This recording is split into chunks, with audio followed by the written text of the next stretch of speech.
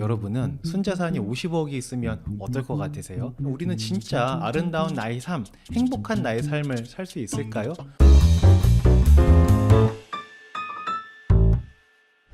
안녕하십니까, 행센 오영일입니다. 40대에 순자산이 50억 원이 있는 사람이 있습니다. 여러분은 순자산이 50억이 있으면 어떨 것 같으세요? 입가에 그냥만 미소가 지어지지 않습니까?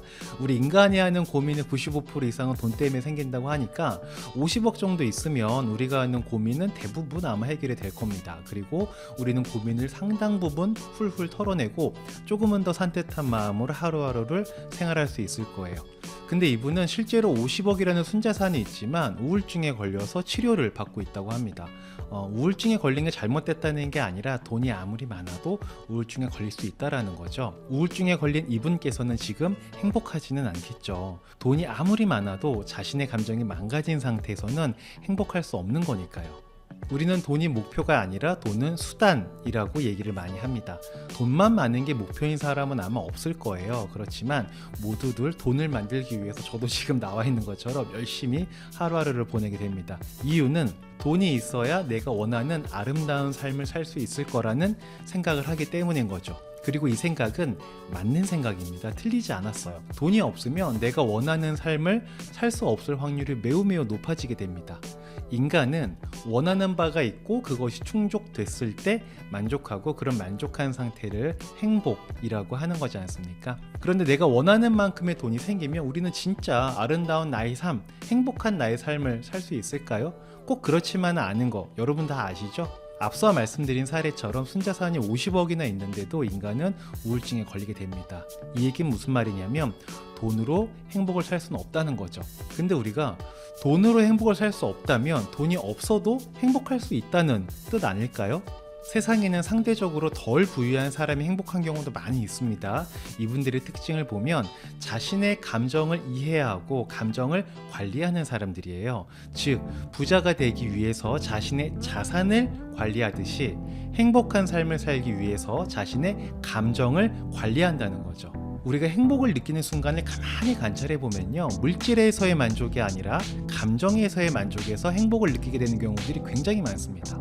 나의 하루를 채우는 건 나의 신체 행동과 그 상황에서 느끼게 되는 감정들인데요, 이게 즉 행위와 감정이 하나로 움직이게 되고 그것들이 모여서 나의 하루를, 나의 인생이 만들어진다는 거죠. 나의 인생을 채우는 감정이 우울, 공포, 고독, 불안, 슬픔, 증오, 이런 부정적인 것보다는 그래도 기쁨, 희망, 감사, 즐거움, 영감, 사랑, 이렇게 긍정적인 게 많아야 행복한 삶을 살고 있다라고 말할 수 있을 거예요. 여기서 다행인 점은요, 내가 원하는 감정을 느끼기 위해서는 꼭 돈이 필요한 건 아니다라는 거죠. 대부분의 감정은 일상에서 그냥 다양하게 일어나게 됩니다. 저 같은 경우는 뿌듯함이라는 감정을 굉장히 좋아하거든요. 뿌듯함이라는 감정은 누군가의 인정이 필요한 게 아니라 그냥 나 자신이 나한테 만족해서 느끼게 되는 감정인 거잖아요. 그래서 저는 제가 좋아하는 감정을 얻기 위해서 아침에 운동을 하고 있어요. 이게 아침에 운동하는 거 좋은 거 다들 아시죠? 근데 힘든 것도 다 아시죠? 그래서 그 힘든 일을 해냈을 때의 성취감과 뿌듯함이라는 감정이 저한테는 들어오게 되는 거예요.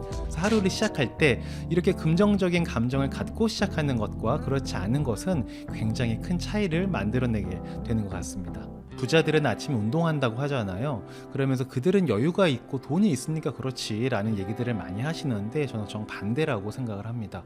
오전에 운동을 했기 때문에 부자가 된 거다라고 보고요. 더 정확히 말하면 그들이 부자가 된 것은 오전에 운동을 해서가 아니라 긍정적인 마음 상태로 하루를 시작할 수 있게끔 자신을 컨트롤했다는 거예요. 보통은 잠도 안 깨고 상쾌하지 않은 감정으로 반시체처럼 하루를 시작하는 경우들이 많이 있잖아요. 근데 반대로 성취감과 뿌듯함을 안고 하루를 시작하는 사람이 있어요. 어떻게 이 두 사람의 결과가 같겠냐 이거죠. 달라도 너무 다른 거죠.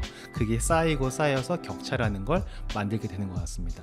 자, 아무튼 내가 원하는 감정을 얻는 방법은 내가 어떤 상황에서 어떤 감정을 느끼는지 이해하는 게 중요합니다. 피아노 칠 때 이 건반이 어떤 소리를 내는지 알아야 연주를 하듯이 마찬가지로 나의 감정을 이해하고 있어야 나의 삶을 연주할 수 있는 거예요. 가끔은 이럴 때가 있습니다. 우리가 뭔가 불안하고 초조할 때가 있어요. 근데 특별히 뭔가 문제가 있거나 그런 건 아니에요. 근데 뭔가 불안한 감정을 느끼게 돼요. 그럼 이럴 때 내가 지금 불안하고 초조하구나 라고 내 감정을 알아차리고, 그 다음으로는 내가 왜 이런 감정을 느끼고 있을까라는 걸 한번 곰곰이 생각해 보는 거예요. 그러면 의외로 쉽게 내 감정의 원인을 알게 됩니다. 그리고 나는 이런 상황에서 이런 감정을 느끼는구나 라고 스스로를 알아가게 되는 거예요. 이렇게 나를 알게 되면 내가 좋아하는 감정으로 내 시간들을 채워나갈 수가 있습니다. 저는 행복한 사람과 아닌 사람의 가장 큰 차이는 자신의 감정을 이해하느냐 그렇지 못하느냐라고 봐도 과언이 아니라고 봐요. 여러분이 어떤 상황에서 어떤 감정을 느끼게 되는지 잘 이해하고 있다면 만족스러운 감정으로 하루를 채우고 행복감도 극대화시킬 수 있을 거다라고 저는 생각을 합니다. 자, 오늘부터 하나만 같이 해보실게요. 나는 지금 어떤 감정을 느끼고 있는가? 이 감정을 느끼는 이유는 뭐지? 이렇게 나의 감정을 관찰하는 것만으로도 정신이 맑아지고 뭔가 해결되는 듯한, 시야가 맑아지는 그런 경험을 하시게 될 겁니다.